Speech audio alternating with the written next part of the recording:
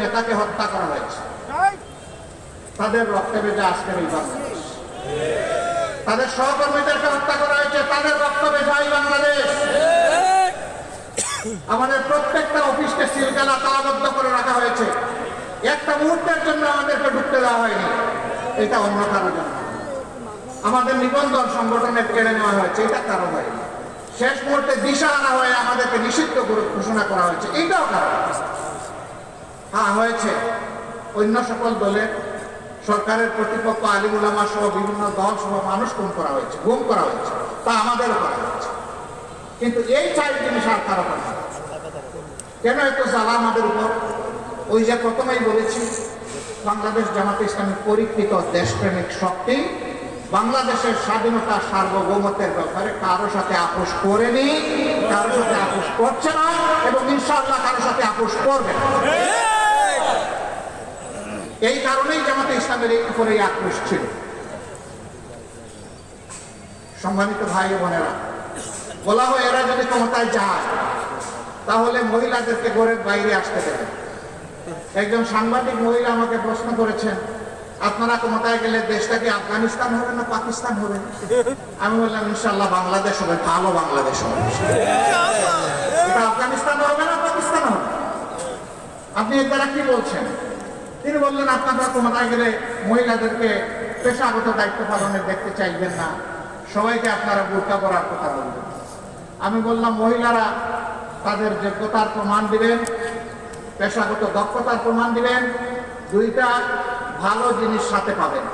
একটা হচ্ছে মর্যাদা, আর একটা হচ্ছে নিরাপত্তা। এখন সমাজে সেই মর্যাদাও দেওয়া হয় না, নিরাপত্তা তো নাই। সব জিনিসের সাথে এই দুইটাও নিশ্চিত করা হবে। কেন তারা পারবেন না? রাসূল করিম সাল্লাল্লাহু আলাইহি ওয়াসাল্লাম যুদ্ধের ময়দানে মহিলাদেরকে সুযোগ দিয়েছেন যুদ্ধ করার। আমরা কে মহিলাদেরকে ঘরের মধ্যে তালাবদ্ধ করে রাখা? আর মহিলারা ঘর থেকে বের হবে না? তার সামাজিক দায়িত্ব নাই? তার পেশাগত দায়িত্ব নাই? উম্মাহাতুল মুসলিমিন উম্মতের উস্তাদের কাজ করেছেন, তারা কেন শিক্ষকতার কাজ করতে পারে? রাষ্ট্রের গুরুত্বপূর্ণ বিষয়ে তাদেরকে পরামর্শে সামিল করেছেন, তারা কেন রাষ্ট্রের সিদ্ধান্তে সামিল থাকবেন না? ইনশাআল্লাহ মর্যাদার সাথে, নিরাপত্তার সাথে তারা সেদিন এই নতুন বাংলাদেশে একজন নাগরিক হয়ে তারা গর্ববোধ করবে যে আমি এমনই একটা বাংলাদেশের নাগরিক, ইনশাআল্লাহ। সম্মানিত কুমিল্লাবাসী, যদিও এখানে আমাদের দলীয় সহকর্মীরাই আছেন, হয়তো বাইরে কিছু শুভাকাঙ্ক্ষী আমাদের কথা শুনতে পাচ্ছেন, কিন্তু আমি ধরে নিচ্ছি আপনারা কুমিল্লাবাসীর প্রতিনিধি। এই জন্য আমি আপনাদেরকে এইভাবেই অ্যাড্রেস করছি। আজকের এই আওয়াজ আমাদের সহকর্মী বোনেরাও শুনতে পাচ্ছেন। অনুরূপ আরেকটি প্যান্ডেলে তাদের আয়োজন করা হয়েছে। আমরা স্মরণ করিয়ে দিতে চাই, সৃষ্টির সূচনা হয়েছে একজন পুরুষ এবং একজন মহিলা, এবং আল্লাহর সৃষ্টিতে শুধু মানুষ নয়, প্রত্যেকটি প্রাণীর জুড়া আল্লাহ পয়দা করেছে, প্রত্যেকটি উদ্ভিদের জুড়া আল্লাহ পয়দা করেছে। আমি দায়িত্ব নিয়ে সায়েন্সের একজন ছাত্র হিসেবে বলছি, প্রত্যেকটি উদ্ভিদের জুড়া আছে। আল্লাহ বেজুড় পুরো বিষয় পয়দা করেন। আল্লাহ তাআলা এই জুড়া কেন পয়দা করেছে? এই জুড়া মিলেই তার সৃষ্টিকে আল্লাহ তাআলা সৌন্দর্য দান করেছে, পূর্ণতা দান করেছে। অতএব সেই পূর্ণতা নিয়েই বাংলাদেশ ইনশাআল্লাহ আগামী গৌরবের বাংলাদেশ হবে ইনশাআল্লাহ। আমার সম্মানিত ভাইয়েরা, আমরা জাতীয় ঐক্য চাই, কোনো বিভেদ চাই না, বৈষম্য চাই না, কিন্তু অন্যায় যদি আমার দল করে আমি তার বিরুদ্ধে প্রতিবাদ করবই ইনশাআল্লাহ। অন্যায় যে করবে আমাকে আওয়াজ দিতেই হবে। অন্যায় করলে আওয়াজ না দিলে অন্যায়কে উৎসাহিত করা হবে, অপরাধীদেরকে এগিয়ে দেওয়া হবে অপরাধ করার জন্য। আমরা তা পারব না, এটা আমাদের পক্ষে সম্ভব না। যিনি অপরাধ করবেন অবশ্যই আওয়াজ দেবেন।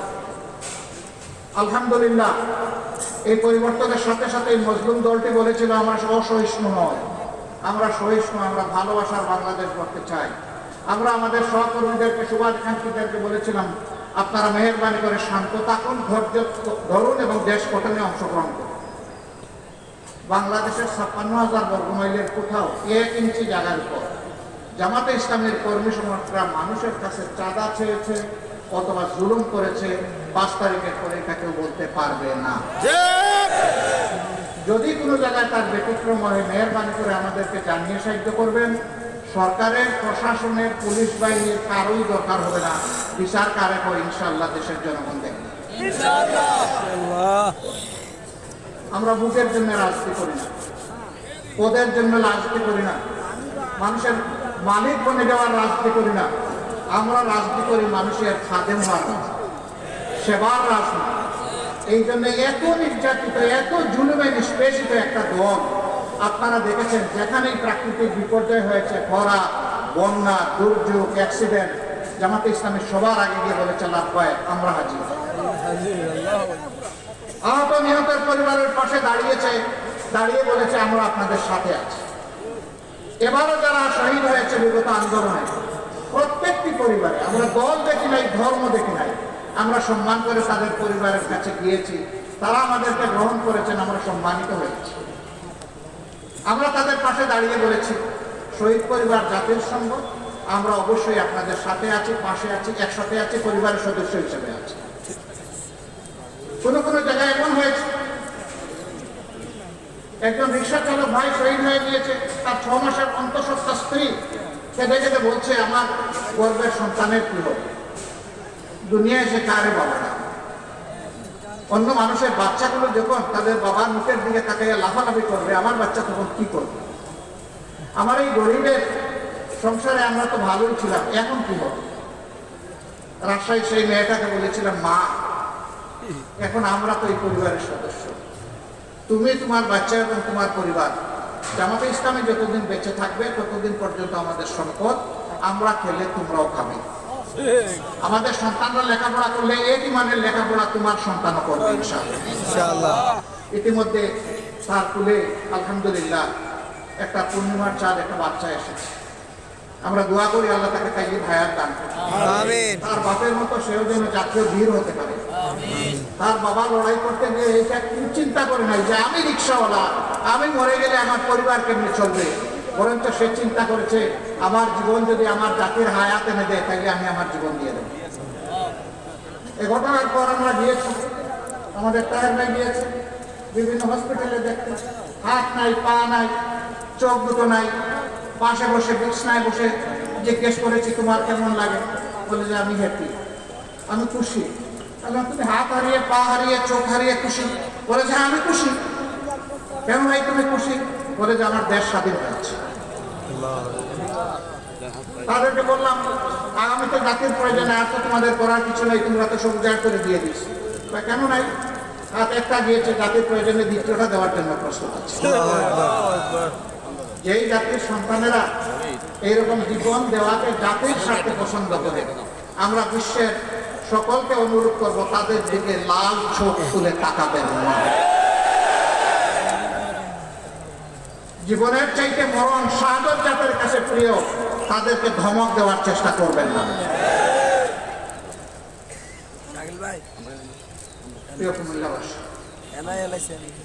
পুলিশের হাতে কি আমরা নির্যাতিত হইনি? হয়েছে, কিন্তু এবারকার এই পরিবর্তনের পরে অনেক পুলিশ বিভিন্ন কারণে তার কর্মস্থলে যেতে ইতস্তত করছে। আমরা বলেছি অতীতের কারো যদি কোনো অপরাধ থাকে সেটা আদালত আছে, বিচার আছে, সংশ্লিষ্ট কর্তৃপক্ষ মানুষ আছে, তারা দেখে। কিন্তু এখন দেশ চলতে হবে, আপনারা আসেন, আপনাদের দায়িত্ব পালন করেন, আমরা আপনাদেরকে সহযোগিতা করি। আপনারা কি সেই সহযোগিতা করেছিলেন? করেছেন। আমরা কারো অন্যায়ের মানে ওই রকম ক্ষমা করে দিচ্ছি না, কিন্তু দেশ তো চলতে হবে। দেশ চলতে গিয়ে আমরা তাদেরকে সহযোগিতা করছি, আমরা তো ওই প্রতিশোধ নেই। অনেকে বলে যে রাজপথে অতীতে পুলিশের সাথে আপনাদের সমস্যা হচ্ছে, হবে তো? পুলিশ যদি অন্যায়ভাবে শান্তিপূর্ণ মিছিলে এসে আমাকে আঘাত করে, তাইলে এই আঘাত ফিরাই দেওয়ার দায়িত্ব আমার আছে। পুলিশ কেন আমার শান্তিপূর্ণ মিছিলে আঘাত করতে আসবে? তারাই তো এই কাজটা ঠিক করে দিল। আমরা আশা করবো আগামীর বাংলাদেশ এই পুলিশেরও বাংলাদেশ, এটা সেনাবাহিনীরও বাংলাদেশ, এটা নাগরিকদের বাংলাদেশ, এটা আমাদের সংবাদকর্মীদের বাংলাদেশ, এটা জাতি পেশা সকলের বাংলাদেশ। এই বাংলাদেশে যেন সবাই সবাইকে আমরা সম্মান করে চলতে পারি। আজকেও পুলিশের কর্মকর্তাদের সাথে আমার মোলাকাত হয়েছে। আমি বলেছি আপনারা এসেছেন, খুশি হয়েছে। বার্তা আমাদের পরিষ্কার, আমরা কারো কোনো আনুকূল্য চাই না, তবে আমরা কোনো ডিপ্রাইভ হতে আর চাই না। আমরা ফেভারিজমও চাই না, আমরা ডিসফেভারিজমও চাই না। আমরা আপনারা ন্যায় করে থাকেন, আমাদের সম্পূর্ণ সমর্থন এবং সহযোগিতা আপনারা পাবেন। কিন্তু অন্যায় করলে সেই আমরাই কিন্তু সবার আগে আবার প্রতিবাদ করব। এটি আমাদের ধর্ম। অন্যায় আর জামাতে ইসলামী একসাথে চলতে পারে না। এর মানে আমি এটা বলছি না যে আমাদের কোনো ভুল হয় না, আমরা কোনো অন্যায় করি না, না তা আমি বলবো না। আমরা মানুষ, আমাদের ভুল অবশ্যই হয়। সেই ভুল আপনি ধরিয়ে দেন, আমরা কথা দিচ্ছি এটা সংশোধন করবো ইনশাআল্লাহ। আমি যদি অপরাধ করি আমাকে বিচারের কাজ করে দাঁড় করান, আমি কথা দিচ্ছি সেই বিষয়কে আমি সম্মান দেখাবো ইনশাআল্লাহ। কিন্তু আমি অপরাধ করি নাই, জোর করে আমাকে অপরাধী বানাবেন, তা জামাতে ইসলামী অতীতেও মানে নাই, আগামীতেও মানবেন না। বহু চেষ্টা করা হয়েছে নেতৃবৃন্দকে মাথা নত করানো।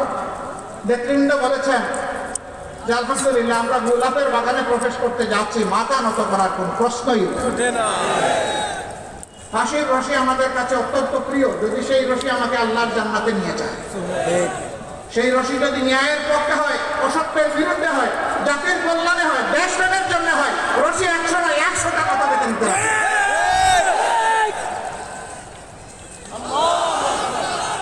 সম্মানিত ভাই ও বোনেরা, আমি মিডিয়া ভাইদের প্রতি দুটি অনুরোধ জানাচ্ছি। মিডিয়াকে বলা হয় জাতির দর্পণ, আর মিডিয়ার সাথে যারা কাজ করে কর্মকর্তা এবং সাংবাদিক বন্ধুগণ, তাদের আলো সবচেয়ে ভালো আদালত, এটার নাম বিবেকের আদালত। কথাটা সঠিক কিনা? সঠিক। বিবেক আল্লাহর দান। অন্য অবুজ প্রাণী আর মানুষের মধ্যে একটা কারণেই তফাৎ, যে ওই প্রাণীগুলোকে আল্লাহ বিবেকের নিয়ামত দেন নাই, যেটা আল্লাহ মানুষ জাতিকে দিয়েছে। সুবহানাল্লাহ। সুতরাং আমার বিবেক যেদিন কাজ করবে না, সেদিন ওই প্রাণী আর আমার মাঝে আর কোনো তফাৎ থাকবে না। সেটা সাংবাদিকই হোক আর আমি হোক, যেই হোক, ওই মানুষ হিসাবে তিনি আর পরিচিত হবেন। আমরা জানি 15.5 বছর, এমনকি এর আগে 2 বছর স্পিড ধরে দেওয়া হতো, আপনারা কি পড়বেন আর কি লাগবে। এখন সেটি নেই। আপনারা খোলা চোখে দেখবেন আর খোলা মনে ভাববেন। আপনার বিবেক দিয়ে আপনি সাজাবেন, আবেগ দিয়ে নয়, অতীতের কোনো বর্তমান ধারণা দিয়ে নয়, বরঞ্চ বর্তমানের বাস্তবতা দিয়ে আপনারা আপনাদের নিউজগুলোকে সাজাবেন। আলহামদুলিল্লাহ আপনারা অনেকেই সাজাচ্ছেন। মাঝখানে মাঝে মাঝে কেউ পিছলা ওই কাদামাটিতে পা পিছলে যায় এবং পড়ে যান। ওনারা পর থেকে আমারও ফেলে, ভাই আমারে আর এইভাবে ফেলবেন না। আপনারা সাহায্য করুন, দুইভাবে সাহায্য করুন। আমাদের এবং আমাদের সহকর্মীদের বক্তব্যগুলো অবিকল জাতির কাছে পৌঁছে। আমরা ভুল করলে জাতি কিছু না। আবার যদি আপনার কাছে আমাদের কোনো ভুল ধরা পড়ে, আপনি আমাদেরকে বলুন, গঠনমূলক সমালোচনা করুন, অবশ্যই করবেন। কেন করবেন? সমালোচনা না করলে তো আমাদের সংশোধন হবে না।